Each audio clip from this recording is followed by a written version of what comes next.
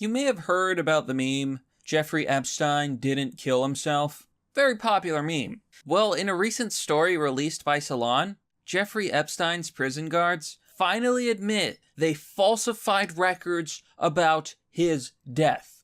Friends, we have this shocking new report, as well as many other stories to go over. Sleepy Joe, once again, doesn't know who he is. Or who anyone else is, for that matter. Is Joe Biden losing his mind? All this and more. Hello everyone, this is Mr. Obvious, and today on the internet, we've got a few things to talk about. It's a interesting Saturday. Quite a few stories have come out of the woodwork. We've got an update on Trump. He's restoring Air Force One. Well, Trump Force One, actually, to resume his rallies. And it really makes you think, well, he must be planning a big move. I think he's going to run for president again. The rallies begin now. In other news, the government is literally trying to, give millennials and Zoomers a COVID badge on dating websites like Tinder to convince people to get the vaccine. It's a bunch of crazy stuff today. So we're going to get right into this. Before we do, please remember to like, comment, and subscribe. Smash that bell button for notifications for more content.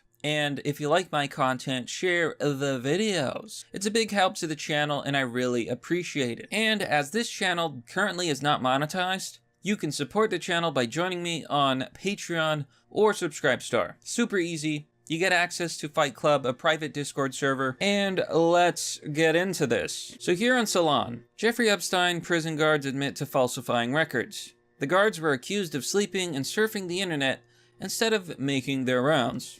Now, there's a lot of fishy things about this, about Jeffrey Epstein and the memes around him. Almost everybody joked that he didn't take his own life, and it's a well-known meme. So 2 Bureau of Prisons guards responsible for watching over deceased wealth manager Jeffrey Epstein at the time he committed self-death have admitted to falsifying records about their work that night. Tova Newell and Michael Thomas were accused of sleeping and scanning the internet instead of making the required rounds every 30 minutes during their 8-hour shift. So basically you had 2 people who were completely incompetent, could not do their jobs, who ultimately didn't do their jobs, and this is partially what led to Jeffrey Epstein's death. Now, this whole thing is fishy. The footage of the incident disappeared. The manner in which he died is seemingly impossible to have been. I'm not going to say impossible. What I am going to say is the way he died is it's just fishy beyond fishy. Red flag upon red flag. The guards were sleeping. The footage was accidentally deleted. Nobody was actually there. He was, I think the material that was around his neck was not even strong enough to support self-asphyxiation. So, yeah, okay. Here's the thing, though, and it just gets fishier and fishier because these 2 guards have entered an agreement with prosecutors and will avoid jail time. The website reported they will instead be subjected to supervised release and 100 hours of community service. They must also cooperate with the Justice Department in an ongoing probe. A judge will need to approve this deal. So they didn't do their jobs. And I don't think it's any surprise to anybody that Jeffrey Epstein was murdered because people were joking about it when he was alive. Because he was going to rat and snitch on all of the rich politicians and celebrities who had flown on his plane. Doing what, you may ask? Well, Jeffrey Epstein was charged for trafficking and exploiting underage women. 2 older men is well thought to be the case. The former was his charge, human trafficking. And imagine all the people he was going to expose. Probably people we know about today. A lot of people flew on his planes, including people like Bill Clinton. So, there you go. In other news, speaking about Democrats, here on the Daily Mail, Joe Biden mistakenly brands Korean President Moon Jae-in prime minister hours after another gaffe saw him call Israeli Prime Minister Benjamin Netanyahu president. The guy is not all there. I mean, the article here points out that Biden, at 78 years old, is the oldest U.S. president ever elected. Now, keep in mind, if Trump does run in 2024, as a lot of news kind of seems to indicate, he will also be 78 years old. But if Trump is still as sharp as he is now, when he's 78, I think he'll be fine. Joe Biden, on the other hand, just makes gaffe after gaffe after gaffe. In fact, they used to call him the gaffe master. The master of gaffes. Basically, the jester, the court jester, the guy that everybody laughs at. That's Biden. He doesn't know where he is half the time. It's very sad. And I'm not saying this to be mean. I am legitimately concerned for his mental health. A lot of people, their wonder is this guy fit to be president? I don't know. I really don't think so. When President Biden, 78 years old, presented a 94-year-old Korean War veteran, Ralph Puckett, with the Medal of Honor on Friday, he said, "The people in the Republic of Korea haven't forgotten, as evidenced by the fact that the Prime Minister of Korea is right here for this ceremony." Yeah. Except it wasn't the Prime Minister, it was President. It was the President. And then it basically just goes through Biden's embarrassing gaffes, like when he fell trying to walk up Air Force One, how his opponents have said that he's basically just a puppet leader, and that, who's really in charge? Who's really in charge of Joe Biden? For example, in April during a press conference about CDC mask guidelines, he said, quote, "This is the last question I'll take, and I'm really going to be in trouble," he said. It wasn't clear what Biden meant by being in trouble, but critics took to Twitter to mock the president by asking who the leader of the free world could be in trouble with. Now, the most enraging part about this is how hard the Democrats came after Trump for his mental health. Another 3 to 4 years of this? If Joe Biden even makes it that long? Yeah. Well, in better news, Trump Force One is getting restored for future rallies, leading many to wonder, is President Trump coming back? Is he going to run in 2024? Will he save America? I hope so.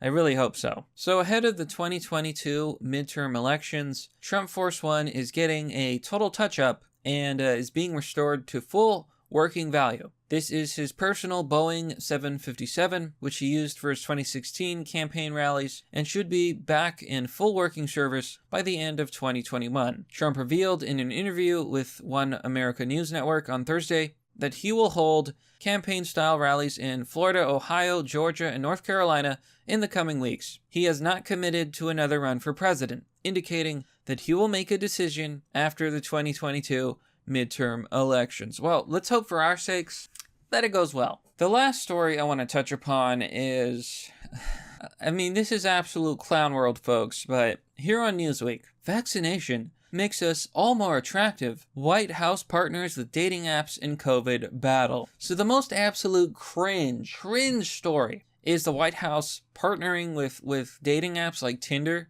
to give you a COVID vaccination badge, like to go on your profile if you get vaccinated. Vaccination makes us all more attractive. Oh, come on, dude. Really? Is this real life? The story says, the White House is now partnering with popular dating apps in the battle against COVID-19. President Joe Biden's senior COVID-19 advisor announced Friday. Multiple dating apps like Tinder, Hinge, and OkCupid are joining the White House's effort to encourage vaccinations against the virus and to help those vaccinated meet others who got the shot with particular virtual features such as vaccine badges. Quote, "We have finally found the one thing that makes us all more attractive. A vaccination." Cringe. Andy Slavitt said Friday during a virtual briefing with the nation's top infectious disease expert, Dr. Anthony Fauci. Yeah. The clinical, the guy who freaking lied and said that, you don't need to wear a mask. And then later on said, you need to wear a mask. And then later on admitted, I only said you didn't need a mask because health workers needed the mask more. Screw you, puny American. We needed those masks. He admitted to lying to Americans on TV to manipulate public opinion for the greater good. You should be ashamed. Calling yourself a community that cares. Oh, but we do care, Nicholas. It's all about the greater good. The greater good. How can this be for the greater good? The greater good. Shut it! Anyways, the absolute gall of these people. They go on to say, quote, "We do know that in addition to schooling, financial loss, stress levels, the pandemic also had a negative impact on young people's social lives," he said before announcing the never-before-seen partnership with dating apps. Quote, "Social distancing and dating were always a bit of a challenging combination. A recent study showed that more than half of Gen Z are only interested in going on dates with other people who are vaccinated. Tinder said in a statement, blah, blah, blah. This is, disturbing. Okay, this is very disturbing. I prefer this over a mandatory vaccination because at least they're trying to convince you. That means that you have a choice. And you also have to remember that for some people, your doctor may or may not recommend the vaccine. Some people actually have medical conditions that would make taking the vaccine extremely dangerous. So when Biden and the Democrats and Anthony Fauci are going on TV and saying, well, everybody should take the vaccine, that is medical, that's medically criminal. You cannot tell people who may or may not be able to take the vaccine to take the vaccine. It doesn't matter if you're actually a doctor, because unless you're examining that patient yourself, you do not know. Very irresponsible, very dangerous. I think this is so stupid. We're just living in Stupidville. But that's pretty much the story, folks. There's a California nightmare, high taxes, rampant crime, suffocating workers, street littered with homeless people. Years of liberal policies have ruined the Golden State. Yet another story about people fleeing from California to Texas and Florida. Once again, these Democrats cannot run anything. They destroy everything they touch. And then the liberals who vote for them move from blue states like California to red states like Texas, and then they vote liberal and they vote for Democrats, and this whole cycle repeats. Are you ever gonna learn? I can't stand this. But that's merely the obvious. Well, that's all for now, folks. Let me know what you think about these stories. I'm literally sick to my stomach. I'm gonna talk to you guys later. Enjoy your day, enjoy your evening. Thanks for watching. I'll see you all next time.